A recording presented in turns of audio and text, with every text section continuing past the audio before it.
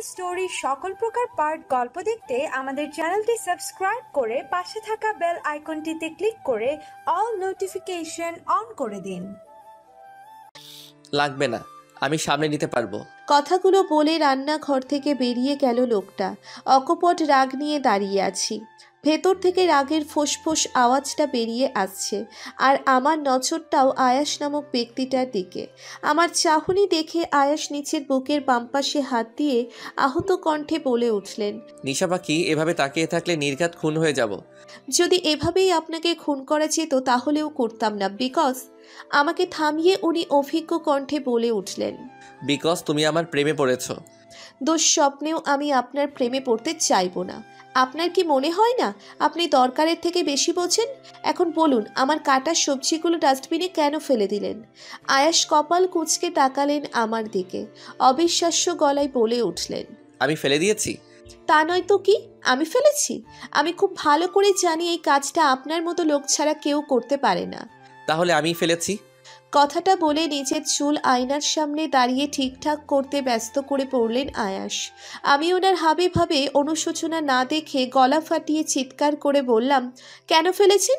আমি ওসব কেটেছি তো আপনার কথায়। আপনি আমার সব পরিশ্রমকে ডাস্টবিনে ফেলে দিলেন, এমনটা আমি মানব না। উনি আয়নার মাধ্যমে আমার প্রতিবিম্ব দেখে হাসতে হাসতে বলে উঠলেন, তোমার কাটা সবজিগুলো এমনিতেও ভালো ছিল না, ভালো লাগেনি, তাই ফেলে দিয়েছি। আমি হাঁ করে তাকালাম। আমি বিশ্বাস করতে পারছি না লোকটা আমার সাথে এমনটা করছে। রাগের চোটে ভীষণ কান্না পাচ্ছে আমার, তবে কাঁদতে পারছি না। হঠাৎ মনে হলো আমার মুখে কেউ ফু দিল। হাঁ করা মুখটা সঙ্গে সঙ্গে বন্ধ করে ফেলে ঘাবড়ে তাকালাম। আয়াস মিষ্টি হাসি দিয়ে তাকিয়ে আছে। মনের মাঝে বাসনা জাগলো লোকটার কলার ঝাঁকিয়ে জানালা দিয়ে ফেলে দিতে, কিন্তু ব্যাপারটা করলে আমাকে ছাদ থেকে ধাক্কা মেরে ফেলে দিবেন উনি, তাই না করাই ভালো। আয়াস আমার মুখের সামনে চুটকি বাজাতেই এদিক ওদিক তাকিয়ে আয়াসের দিকে তাকালাম। উনি জ্যাকেটের হাত জড়িয়ে বলে উঠলেন, লিসেন, আজকে তো আমার রিসেপশন, সো অনুষ্ঠান না করলেই নয়। অনুষ্ঠান না করলে তো শ্বশুরবাড়ি থেকে নিন্দে করবে, তাই না? বাড়ি সাজানো শুরু হয়েছে, আমি একটু কাজে যাচ্ছি, বিকেলের আগে ফিরে আসবো। Take care sweetheart. কথাটা বলে আমার থুতনি ধরে হালকা ঝাঁকালেন আয়াস। আমি অন্যদিকে মুখ করতেই আমার চেহারা লোকটার সামনে আড়াল হলো। আমার গাল থেকে চুলগুলো সরিয়ে বেশ গভীর মনোযোগ দিয়ে দেখলেন উনি। ওনার ঠান্ডা হাত আমার গাল স্পর্শ করায় চোখ ঘুরিয়ে এদিক ওদিক তাকাচ্ছি। ঢোক গিলে সরে আসতেই উনি শীতল মাখা কণ্ঠে বলে উঠলেন, বাই। আমার পাশ কাটিয়ে চলে গেলেন উনি। বড়সড় নিঃশ্বাস বুক ছিঁড়ে বেরিয়ে এলো। এতক্ষণ যেন বাতাসেও অস্বস্তি ছেয়েছিল, পাচা গেল।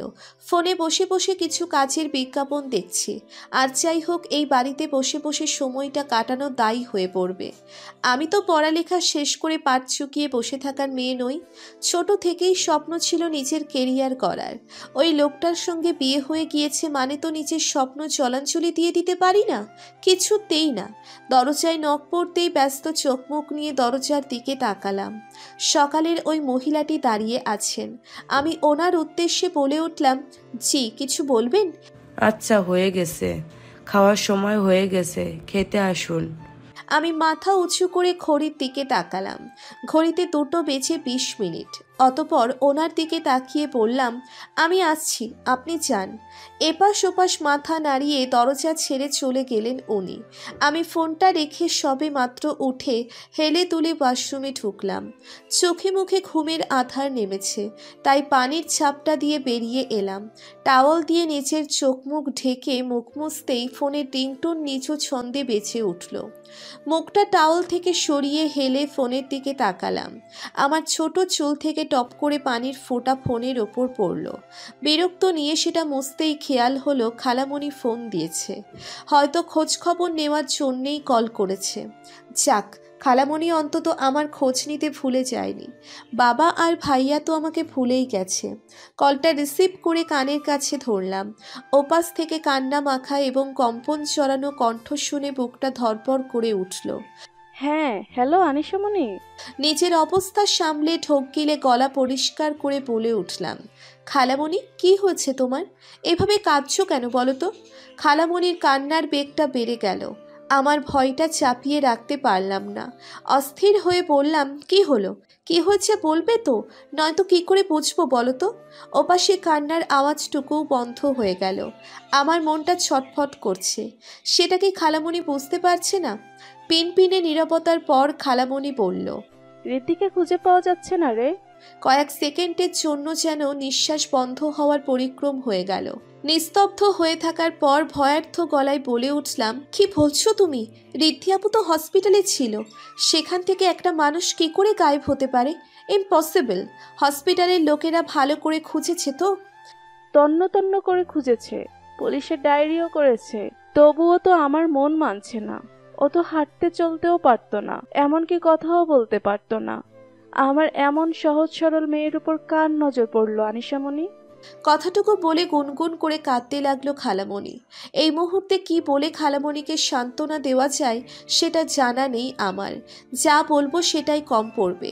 তীব্র ভাবনায় ডুবতেই শক্ত গলায় বললাম, আমি হয়তো জানি খালামণি কাজটা কে করেছে। কে করেছে? কে করেছে? একবার নামটা বলো, তার হাতে পায়ে ধরে হলেও আমার মেয়েটাকে ফেরত নিয়ে আসবো। আয়াস করেছেন, উনিই করেছেন। উনি ছাড়া এই ঘটনা আর কেউ ঘটাতে পারে না। আমার কথা বলা শেষ হতেই আগের মতো গুমড়ে গুমড়ে কাঁদতে লাগলো খালামণি। নাক টেনে বলে উঠল, এসব তুমি কি বলছো বলো তো? তোমার ধারণাতেই তো জামাইকে আর সন্দেহ করতে পারি না। আমি জানি তোমার ওর ওপর অনেক রাগ আছে, তাই বলে তুমি সন্দেহের বশে এমন কথা বললেই তো সত্যি হয়ে যাবে না। এই এক সমস্যা, কেউ বিশ্বাস করতেই চায় না এইসব কর্মকাণ্ড আয়াসের। জামাই জামাই করে নাচতে শুরু করেছে সবাই। তোমরা বুঝতে পারছো না, লোকটা অনেক ভয়ানক। তোমরা চেনো না ওনার আসল রূপ। আমি যা কথাটা অসম্পূর্ণ থেকে গেল। ফোন কেটে যাওয়ার আওয়াজ হওয়ায় কান থেকে ফোন সরিয়ে দেখলাম খালামণি ফোনটা কেটে দিয়েছে। আবারও তার নম্বর ডায়াল করতে গিয়েও থেমে গেলাম। খালামণিকে ফোন করে আর লাভ নেই। খালামণির শোকে কাতর। ইভেন কেউ আমার কথা বিশ্বাস করবে না। আয়াসের প্রতি সবার অন্ধভক্তি। যা করার হয়তো আমাকে একাই করতে হবে। কিন্তু কি করব? রাগে গা কাঁপছে। কেন এমন হয় আমার সাথে? যখনই লোকটার ওপর থেকে সব রাগ নিভে যায় তখনই যেন উনি নিজ দায়িত্বে আমাকে রাগিয়ে দেন। কেন ওনার প্রতি আমার ঘৃণা বাড়িয়ে দেন? আমি তো চাই না ওনাকে ঘৃণা করতে। দুপুরে আর খাওয়া হলো না। আয়াসের আসার অধীর অপেক্ষায় মেতে আছি। কখন আসবেন উনি? রাগটা কমছে না। ওনাকে নিজ হাতে শাস্তি দেওয়ার জন্য গা রিরি করছে।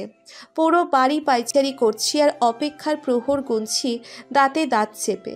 বাড়ির চিলেকোঠার ঘরের কাছে এসে থেমে গেল পা জোড়া। চিলেকোঠার ঘরটার দরজায় পরিষ্কার করে লেখা নো এন্ট্রি। সূক্ষ্ম দৃষ্টিতে তাকালাম। এমন কি আছে এখানে যে এন্ট্রি নেওয়া যাবে না? ছোটবেলা থেকে বাধা দেওয়া জিনিসগুলোতে বেশ কৌতূহল দেখাতাম আমি। সেই অভ্যেসটা এখনো আমার বরাবরের। আমি দরজার সামনে তালা ঝুলানো, কিন্তু তালাটা লাগানো নেই। মনে হচ্ছে তাড়াহুড়োতে খোলা ফেলে গেছেন আয়াস। তালায় হাত দিয়ে সেটা সরিয়ে নিলাম। ছিটকিনি খুলতে লাগলাম। ছিটকিনিতে চং ধরে যাওয়ায় ক্যাচ ক্যাচ আওয়াজ তুলল। ধপ পায়ের শব্দ পেলাম। ধপ ধপ পায়ের শব্দ পেলাম। কেউ এসে আমার পাশে দাঁড়ালো। ঘাড় ঘুরিয়ে তাকাতেই দেখলাম একজন অল্প বয়সী মেয়ে।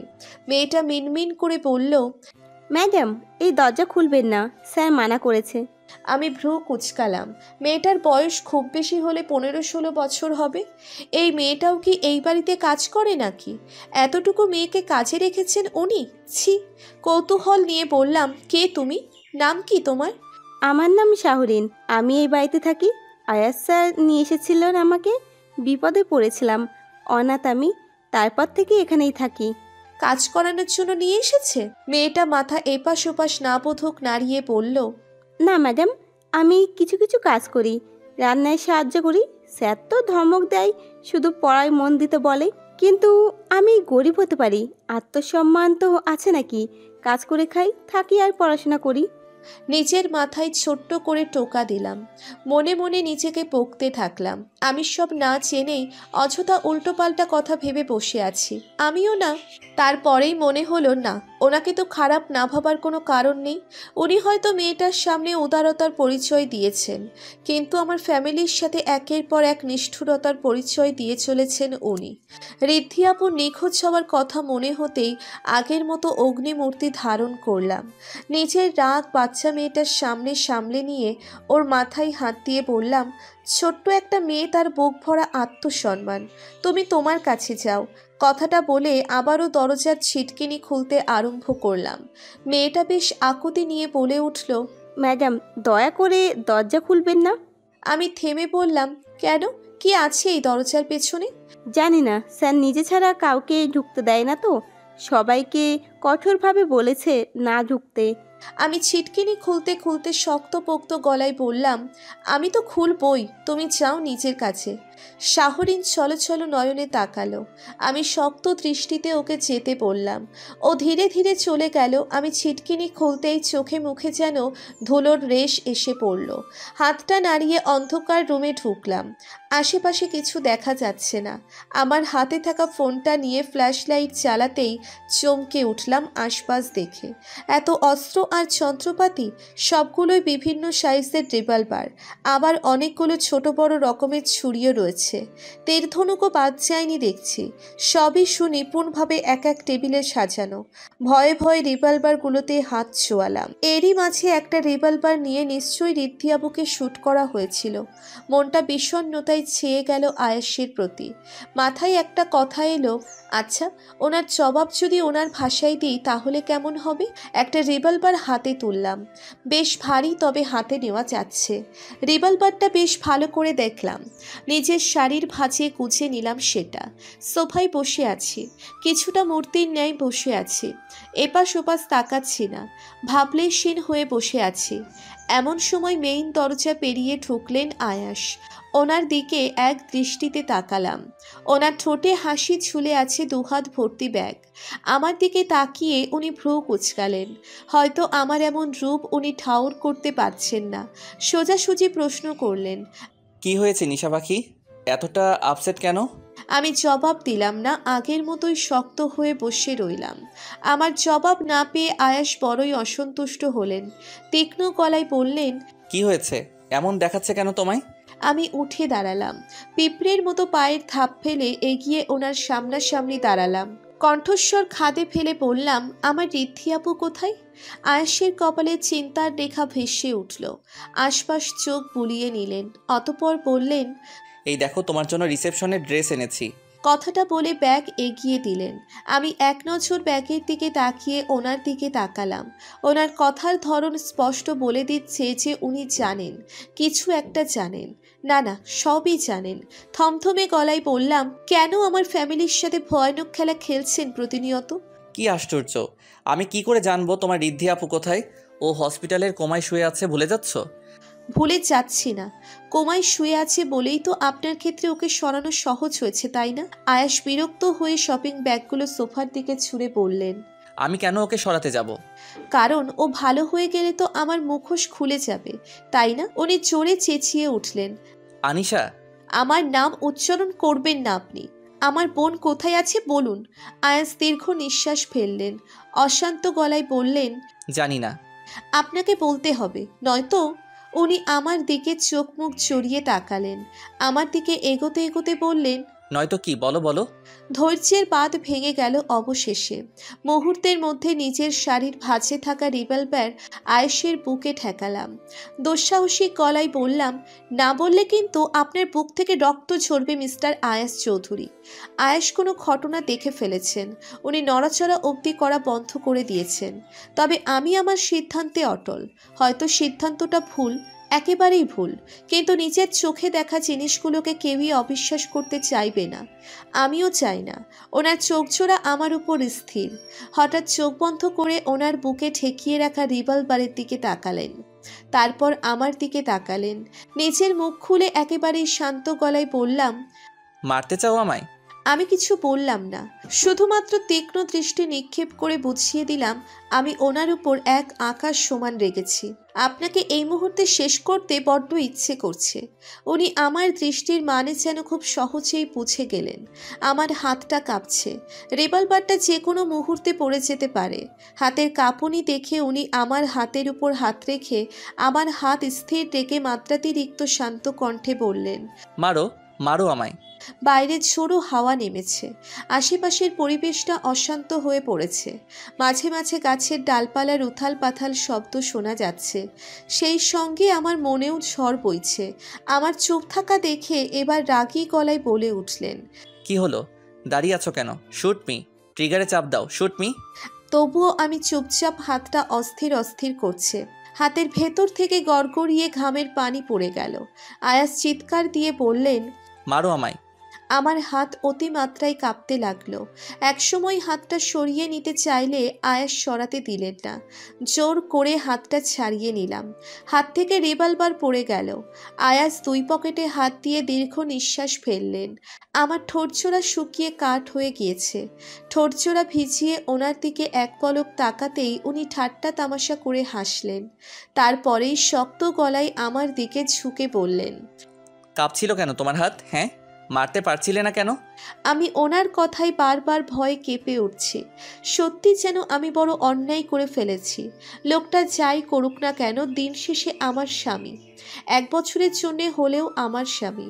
আর উনি হয়তো মারতে পারেন, সবাইকে শেষ করতে পারেন, কিন্তু আমি তো তাই বলে এমনটা করতে পারবো না। তাহলে ওনার আর আমার মাঝে পার্থক্য কোথায় থাকবে? বড় অন্যায় করে ফেলেছি। ওনার দিকে অপরাধীর মতো তাকাতেই উনি আমার 2 বাহু চেপে ধরলেন। চমকে গেলাম আমি। আমার পিছাতে পিছাতে বলতে শুরু করলেন, মারতে পারছিলে না বলো, হাত কাঁপছিল কেন তোমার?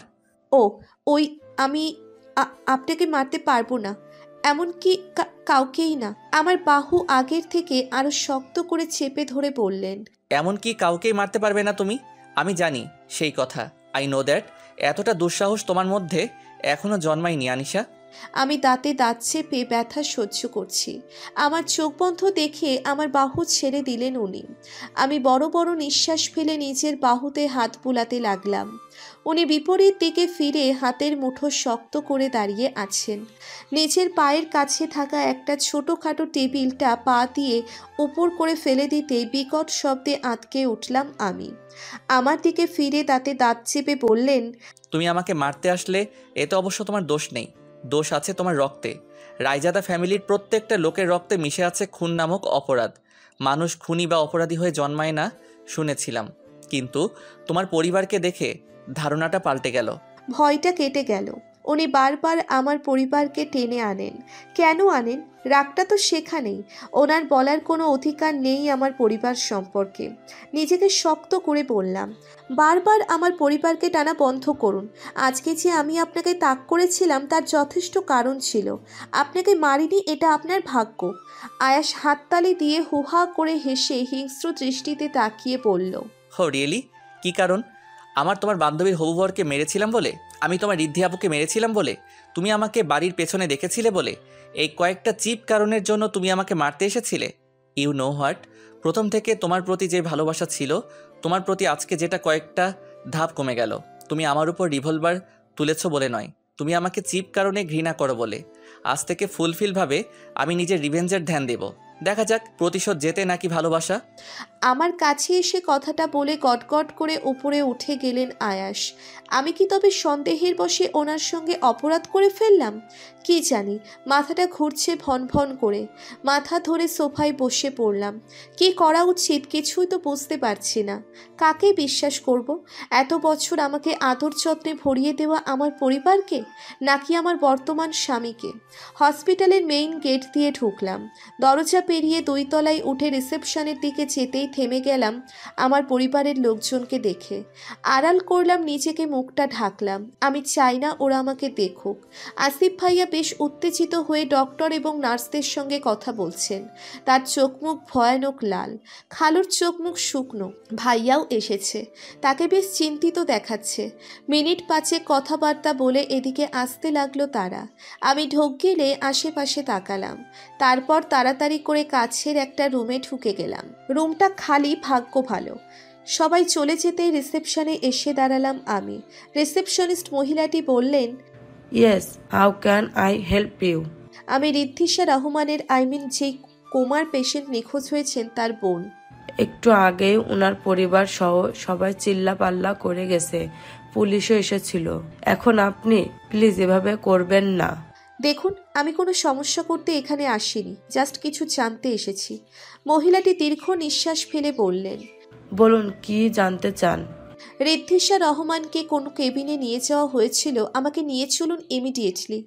মহিলাটি জিজ্ঞাসু চোখে তাকালেন, আমতা আমতা করে বললেন, কিন্তু কোনো কিন্তু না, আমার কাছে সময় খুব কম।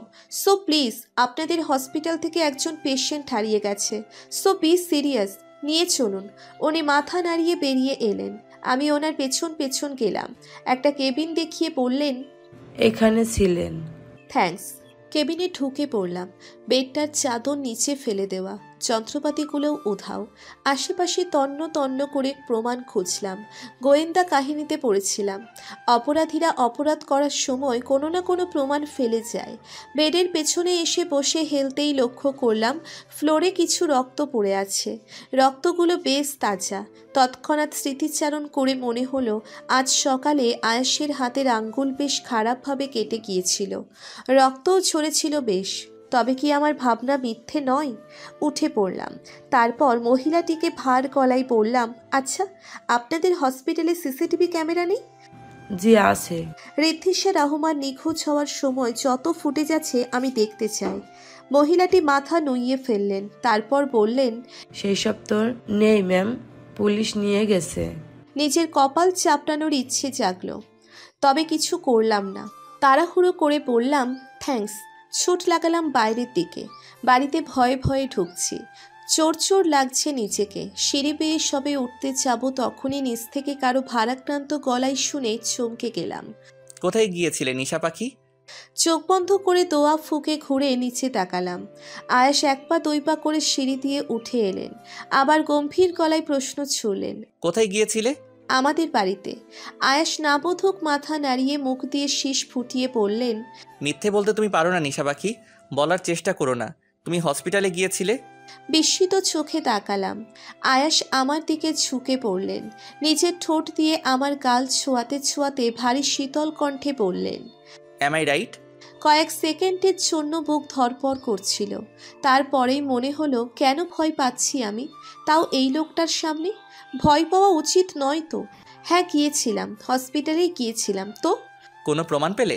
চোখ রাঙালাম ওনার দিকে মুখ করতেই নাকে মদের গন্ধ এসে ঠেকল। নাক সিটকে বললাম, পেয়েছি, আপনার হাত থেকে গড়িয়ে পড়া কিছু রক্তের ফোঁটা।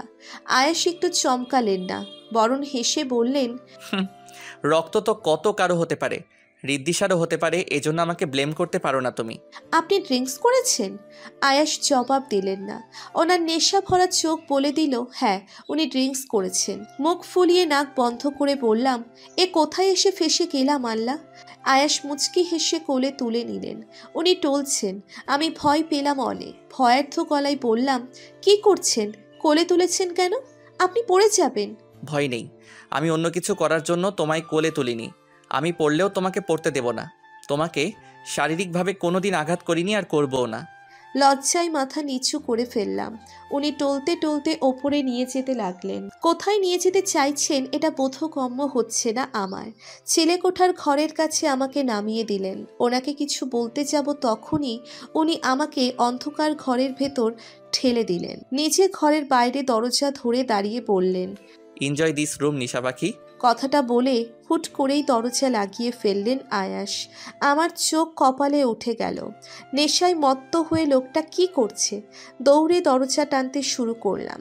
চিৎকার করে বললাম, এসব কি করছেন? দরজা খুলুন। ওপাশ থেকে আওয়াজ ভেসে এলো, খুলতে পারি একটা শর্তে।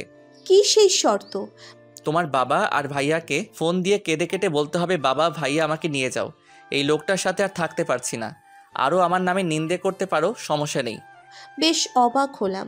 মানুষ নিজের ভালো আর গুণগান বলানোর জন্য অনেক কিছু করে, আর আয়াস তার উল্টোটা করছে। কিছুটা বুঝে বললাম, এতে আমার বাবা আর ভাই কষ্ট পাবে। এটাই তো চাইছেন আপনি, তাই না? Exactly, you are so intelligent sweetheart. But আমি এটাও জানার চেষ্টা করছি ওরা কি আদৌ তোমার বাবা আর ভাই? অবাকের উঁচু সীমানায় ভাসছি। জোরে বলে উঠলাম, মানে? মানে অনেক কিছু। তুমি কি ফোন করবে? কিছুতেই না, করব না আমি ফোন। তবে আর কি, থাকো এখানে। আমি দরজা ধাক্কাতে ধাক্কাতে বললাম, দরজা খুলুন, নয়তো। কথাটা বলার আগেই পায়ে কিছু একটা ঠেকলো। লাফিয়ে উঠলাম। নিশ্চয়ই কোনো পোকামাকড় হবে। ঢোক গিলে ভয় নিয়ে বললাম, দরজা খুলুন। ওপাশ থেকে শব্দ না পেয়ে দরজা ধাক্কাতে ধাক্কাতে ক্লান্ত হয়ে পড়লাম। পায়ে কিছু বেয়ে উঠছে। মৃদু চিৎকার দিয়ে লাফাতে থাকলাম। ওপাশ থেকে অট্ট হাসির আওয়াজ বেরিয়ে এলো। আয়াস হাসি নিয়ে বললেন, আমাকে প্রাণের ভয় দেখানোর শাস্তি দেখিয়ে কত বড় ভুল করেছো সেটা তুমি বুঝবে। ঘরে আমি অনেক মাকড়সা ছেড়ে দিয়ে এসেছি। এখন ওদের সঙ্গে পিকনিক করতে পারো, গল্প করতে পারো। মাকড়সার নাম শুনে ভয়ে সেটে গেলাম। আবার আয়াস বললেন, লাইটটাও নষ্ট করে দিয়ে এসেছি। তবে চিন্তা করো না, মাকড়সার কোনো বিষ নেই নিশা পাখি। আকুতি করে বলতে তো ইচ্ছে করছে না, আত্মসম্মানে বাজছে, কিন্তু দরজায় থাপা দিচ্ছে বারবার।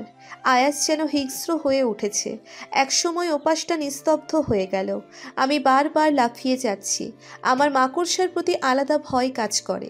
লাফিয়ে অন্যদিকে যেতেই যেন পায়ের নিচে কিছু পড়ল। আবারও চিৎকার দিয়ে উঠলাম। একটু একটু করে টেবিলের ওপর উঠে বসলাম গুটিসুটি মেরে। সেখানেও শান্তি মিলল না। মাকড়সা যেন চারিপাশে ছিটিয়ে রয়েছে। এক টেবিল থেকে আর এক টেবিলে বারবার ঘুরে বেড়াচ্ছি। চাপা কান্না বেরিয়ে আসছে। আজ আর কোনো রিসেপশন হলো না। ঋদ্ধি আপু নিখোঁজ। এরপরেও কি রিসেপশন করার মন মানসিকতা থাকে? হয়তো এতক্ষণে সন্ধ্যা হয়ে এসেছে। আমি একটা কোনায় দাঁড়িয়ে আছি। সেকেন্ডে সেকেন্ডে জায়গা বদলাচ্ছি। মাঝে মাঝে চেঁচিয়ে আয়েশকে ডাকছি, কিন্তু সাড়া পাচ্ছি না। ঋদ্ধি সে গায়েব হতে পারে কি করে বাবা? আমরা তো ওকে গায়েব করিনি, তাহলে ওরা কি করে নিখোঁজ হলো? বেশ উত্তেজিত কণ্ঠে কথাটা বলে উঠল রিক। ওর চোখে মুখে স্পষ্ট চিন্তার ছাপ, সেই সঙ্গে ভয়। বারবার এপাশ ওপাশ পায়চারি করছে সে। মাহতাব সাহেব চেয়ারে বসে শুধু ভাবছেন। ছেলে বারবার এমন প্রশ্ন করাতে বিরক্তি নিয়ে বলল, আমি কি করে জানবো বলতো? জানলে কি চুপচাপ বসে থাকতাম? বাবা তুমি বুঝতে পারছো না ও নিখোঁজ হওয়াটা কতটা বিপজ্জনক আমাদের জন্য। আচ্ছা ও ঠিক হয়ে যায়নি তো? পালিয়ে যায়নি তো? আনিশাকে বা সবাইকে যদি সবটা বলে দেয়? মাহতাব সাহেব ধমক দিয়ে বলে উঠলেন, এমন করছিস যেন ও ঠিক হয়ে গেলে শুধু তোরই পর্দা ফাঁস হবে, আমারও যে সর্বনাশ হয়ে যাবে সেটা ভাবছিস না? রিক মাথা ধরে বসল। চিন্তায় হাত পা কাঁপছে ওর। তখনই মাহতাব সাহেব সূক্ষ্ম গলায় বলে উঠলেন, আচ্ছা তুই আয়েশার নামে খোঁজ খবর নিয়েছিস? বাবা ওনার নামে খোঁজ খবর করেছি আমি। তুমি অযথায় ওনাকে সন্দেহ করছো। আয়াস কিছু করেননি। কেন জানি না, ওকে বেশ সন্দেহজনক মনে হয়। কথাটা বলে থেমে গেলেন মাহতাব সাহেব। রিক অস্থির চাহনি নিয়ে তাকাতেই আবার বলতে শুরু করেন, তুই ভেবে দেখ, আমাদের এত বছরের কঠিন সত্যগুলো লুকিয়ে রেখেছিলাম, কিন্তু এই আয়েশ আসার পর থেকে এলোমেলো হয়ে গেল জানো।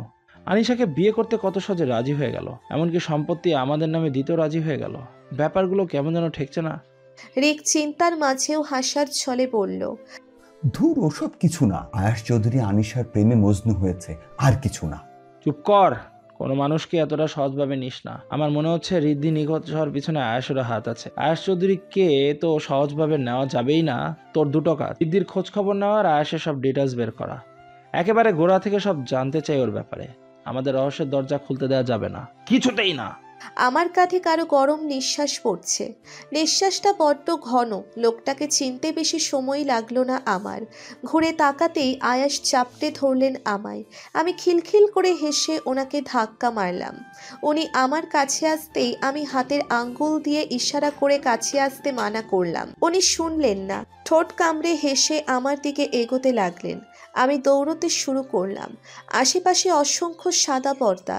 সেসব সাদা পর্দা সরিয়ে সরিয়ে শাড়ি ধরে দৌড়চ্ছি। মুখে রয়েছে দুষ্টুমির হাসি। মাঝে মাঝে পেছনে তাকাচ্ছি।